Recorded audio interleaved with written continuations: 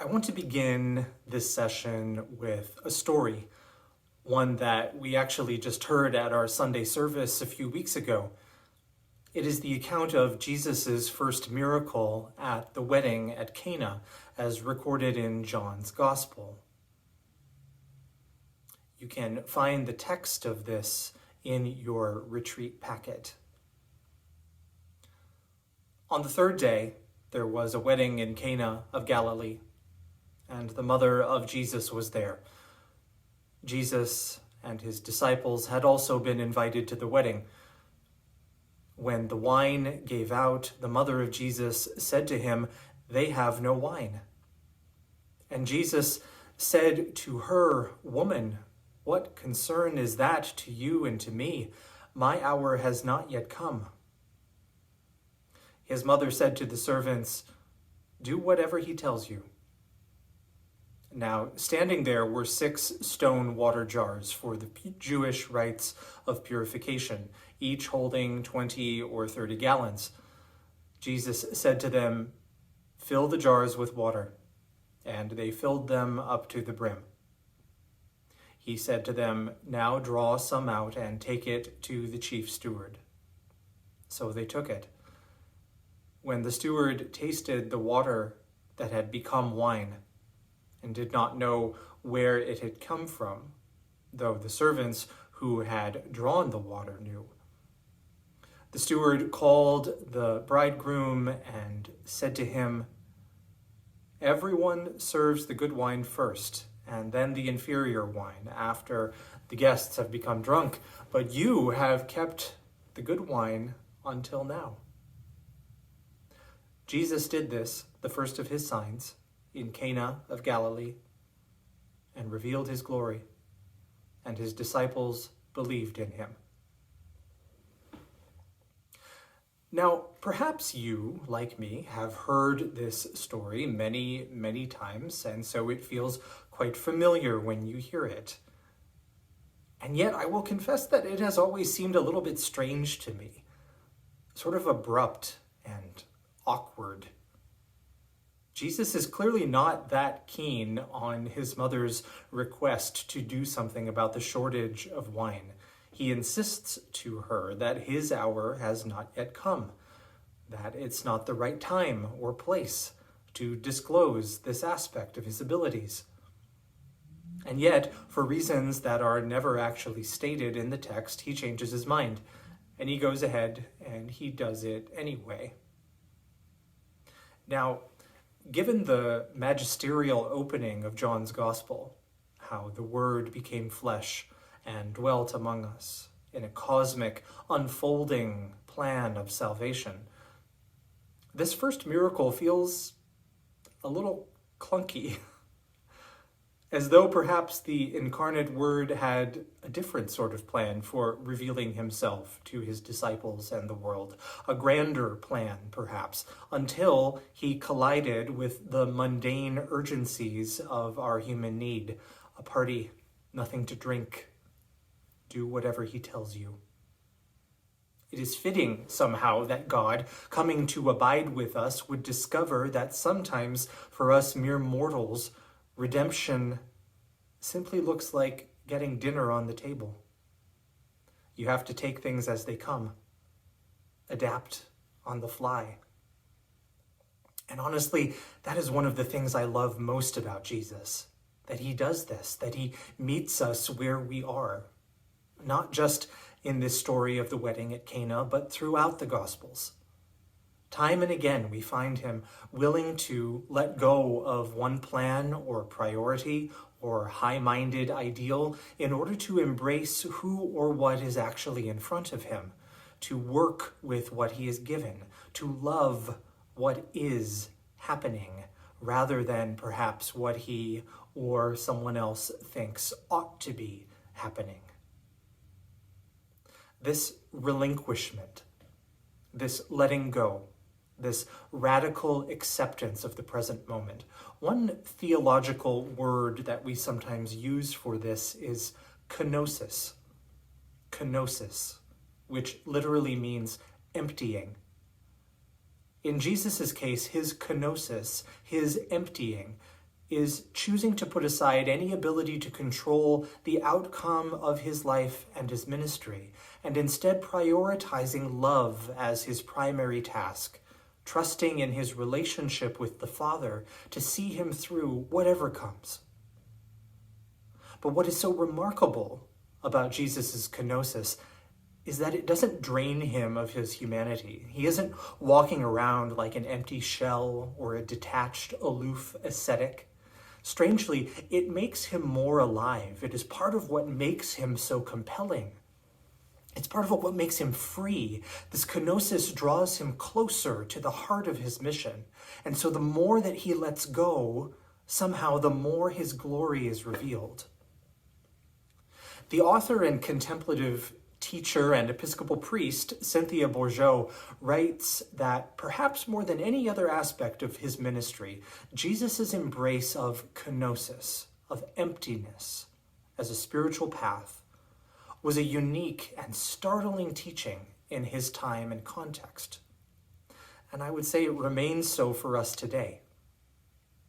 Thy will be done, Jesus teaches us to pray, and it is a statement fundamentally of opening oneself up to God, a statement of surrender to the loving and liberating will of the Father, no matter what it might cost, no matter where it might lead. And if, in the moment, it meant for Jesus changing his plans and turning some water into wine, so be it. And if it meant loving the tax collectors and the outcasts that came into his path, so be it. For the path of kenosis is simply this: let go of your preconceived notions. See what is right in front of you. Love what or who is right in front of you. It's simple, but it's hard. This is also the path that John of the Cross embraced and wrote about, especially in his imagery of the dark night. As we have learned in previous sessions, John had to find God in the midst of his own upended hopes and plans, in a prison cell, in a life where he often had very little control over his own circumstances. And yet it was in those unexpected moments of crisis, when the rule book was thrown out and the grand purpose of his life seemed lost, and it was impossible to see what was coming, it was then that he encountered the fullness of grace. He had to let go. And unexpectedly, that is when he came closest to God. What we discover in a close reading of the Gospels, however, is that this path of John's wasn't some sort of anomalous effort by a particularly holy person. It is, in fact, the very foundation of the teaching that Jesus was trying to convey to his disciples. A teaching that each of us, as disciples, is called to embody if we are to follow him. It's everywhere in the text when we start to look for it. Think of, for example, the rich young man who is asked to sell all that he has and give it to the poor. Think of the inversions of the Beatitudes. Blessed are the poor, the meek, the grieving. Think of the teaching about the lilies of the field. Do not worry about your life. Think of the statement to the disciples, those who find their life will lose it, and those who lose their life for my sake will find it. Think of Jesus speaking to Mary Magdalene in the garden on the morning of the resurrection when he says, "Do not hold on to me, because I have not yet ascended to the Father." The examples go on, and the message is the same. Let go. Each of these, and so many more, are invitations from Jesus to let go of what the person thought they needed, so that God could show them what was truly needed. Some understood the assignment. Plenty of others didn't. But the invitation was consistent, and it remains for us. It is the subtext underneath the words, "Follow me." But given how conditioned we are to focus on the pursuit of knowledge and on attainment and achievement and success in worldly terms, it can be hard to read the Gospels in this way, to focus on this invitation to let go of all of our striving. We're very used to striving. For many of us, it's just not an intuitive approach to life. We constantly want to figure it out, to get it right, whatever it is. So today, to help us hear afresh Jesus' challenging invitation, I would like to offer you a new lens through which to read the gospel texts. In honor of John of the Cross, I like to call this reading the gospel in the dark. I don't mean this in a literal sense, of course. By all means, settle in with your Bible under your favorite reading lamp or in a well-lit location. Reading the gospel in the dark means reading with this idea of kenosis in mind as we do so, looking for the clues leading us onto this path of relinquishment and release that seems to weave throughout Jesus' life and teachings. It means reading with less of a focus on what is this text telling me to do or to take on, and more of a focus on what is this text inviting me to let go of. When we do this, some of the passages might start to take on new and deeper meanings for us, including those that we think we're quite familiar with. Let me give you an example of how this might work with a text that is also listed in your retreat packet. On that day, when evening had come, he said to them, "Let us go across to the other side." And leaving the crowd behind, they took him with them in the boat, just as he was. Other boats were with him. A great windstorm arose, and the waves beat into the boat, so that the boat was already being swamped. But he was in the stern, asleep on the cushion. And they woke him up and said to him, "Teacher, do you not care that we are perishing?" He woke up and rebuked the wind and said to the sea, "Peace, be still." Then the wind ceased, and there was a dead calm. He said to them, "Why are you afraid? Have you still no faith?" And they were filled with great awe and said to one another, "Who then is this, that even the wind and the sea obey him?" It's easy when we hear this story to focus our attention on the grand finale, Jesus' ability to control the wind and the waves. After all, this pericope is usually referred to in our Bibles as something like Jesus stills a storm. But if we, like the disciples, focus only on the amazement of what Jesus is able to do, we might gloss over the actual heart of this story, which is in fact the penetrating question that he asks them first. Why are you afraid?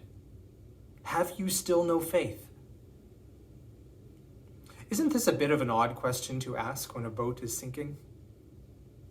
And notice that the disciples conveniently forget to answer the question once the storm has been stilled and the problem has been resolved. And frankly, maybe we forget to answer the question too. But what if we read this gospel in the dark, so to speak? Then we might ask ourselves two key questions as we engage with the text. The first question: what is Jesus letting go of in this story? And the second, what is Jesus inviting his disciples and us to let go of? In this passage, we might answer that first question by saying that Jesus has let go of his own fear or anxiety or need to exert control because he is so deeply grounded in his relationship with the Father that even the threatening storm cannot disturb his equilibrium. His sleep is a sign of the deep peace of God that underlies all of the turbulence and the chaos of this world. And that even in the dark night, we are fundamentally in God's care. We might answer the second question, what is Jesus asking us to let go of, by saying that Jesus is inviting the disciples and us to let go of our own fixation on all of the chaotic distractions and fears of the world, and to instead turn our gaze upon his sleeping figure, to behold that deep peacefulness as something that is also available to us, even when our lives are shrouded in proverbial storm clouds. For John of the Cross, this is the peace that he encountered when he was locked in that prison cell. What is it for you? Where do you need to seek that stillness, that peace in your own heart, in your own life? When we read the gospel in this way, our focus becomes less on a sort of triumphant, conventionally powerful Jesus, the version of Jesus that some in the church have promoted and frankly distorted down through the centuries of Christianity. And instead we focus more upon the authentic Jesus in the text, who is the embodiment of that strange, inverted wisdom of God. The wisdom, according to St. Paul, that might appear as foolishness, he says, to those who are perishing, but to us who are being saved, it is the power of God. It is the power of the cross. It is the power that is the opposite of what we expect power to be.